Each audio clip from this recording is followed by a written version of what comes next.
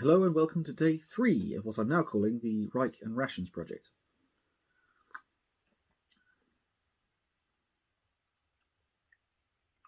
Why are we supposed to stick the little finger out when drinking tea? Anyway, today's menu included... Breakfast was a slice of unbuttered brown toast with a single rasher of streaky bacon and 1 scrambled egg on top, washed down with tea. Lunch was vegetable pasties and an apple. We met our first disastrous recipe in the form of a rhubarb and bread pudding. Using leftover bread to make a pudding was a common thing to do, but it works much better when you have unlimited amounts of sugar, jam and custard to go with it. It also works much better if you use white bread and not the brown rock that is the so-called national loaf. Dinner in the evening was stewed leg of beef with root veg and cabbage. Very nice, actually.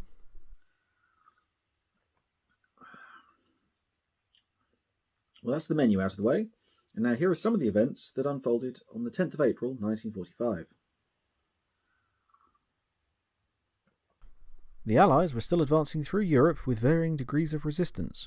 Many Germans were fleeing westwards to avoid the Russians, and any fighting was usually aimed eastwards to slow the Russians down. On 10th of April 1945, the US Army's 84th Infantry Division captured the city of Hanover with little resistance. Around the same time, the 507th Parachute Infantry Regiment marched into the city of Essen unopposed. Both cities would be in the British sector when Germany was divided after the war. Essen had been bombed particularly badly due to being in the Ruhr, often referred to as the industrial heartland of Germany. With so much territory falling into Allied hands, the Allied leaders began to question where Hitler would make his last stand. A committee meeting at the Supreme Headquarters Allied Expeditionary Force, commonly known as SHAEF, were debating whether there was a national redoubt hidden in some Alpine fortress. This theory was triggered by the discovery of the 6th SS Panzer Army lurking near Vienna. To many Allied leaders, it seemed wholly pointless to just sit in Berlin and wait for the inevitable end. Much better to hide in some mountaintop castle to make your last stand. Many thought it might lead to the war being dragged out into winter, at which point the Allies might start fighting the Russians. Later that day, a report came in that said, "The interrogation of various German generals and senior officers recently captured reveals that none of them had heard of the National Redoubt. All of them consider such a plan to be ridiculous and inapplicable." Meanwhile, General Patton's Third Army began advancing and pushing the enemy back towards the Mulda River, stopping at Coburg. Patton moved his HQ from Frankfurt to Hersfeld. In his diary, he talks about the legendary German autobahns.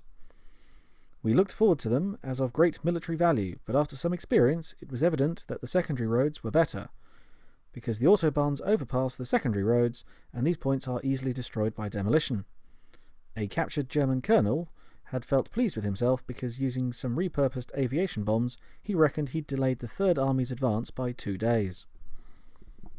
Back in Blighty, Field Marshal Allenbrook was recovering from a cold, and notes in his diary that "we appointed Monty as the Gauleiter for the British-occupied zone.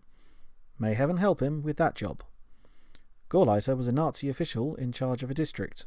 These days it's often used to mean an overbearing official. Not sure Monty would approve of either definition, really. Allenbrook continued, "We are not making very rapid progress just at present. The war looks like dragging on unless Stalin kicks off again, which I have every reason to believe he will do before long." Churchill wrote a letter to President Roosevelt, which began with the sentences, "The plight of the civil population of occupied Holland is desperate. Between 2 and 3 million people are facing starvation. We believe that large numbers are dying daily." Churchill wanted to make contact with the German government via Switzerland and put in place plans, which Eisenhower had drawn up, to drop food into occupied Holland. He wrote that if they refused, they will brand themselves as murderers before the world, and we shall hold them responsible with their lives. Churchill doesn't say whether Roosevelt acted on this letter, or even replied, or even read it. He may have been too frail by this point. On the other side of the channel, Sergeant Trevor Greenwood of the 9th Royal Tank Regiment would disagree, at least in part, with the idea that people in Holland were starving. He's based in a small Dutch town of Winterswijk, which had only been liberated a week earlier, but he reckons there had been a high number of collaborators in the town because the people are healthy and hardly any windows are broken. Having been through the hell of D-Day, Greenwood has fought all the way through France to the Netherlands and driven through many completely flattened towns and cities. Today, he's undertaken a patrol looking for Germans hiding in a nearby wood, but found nothing.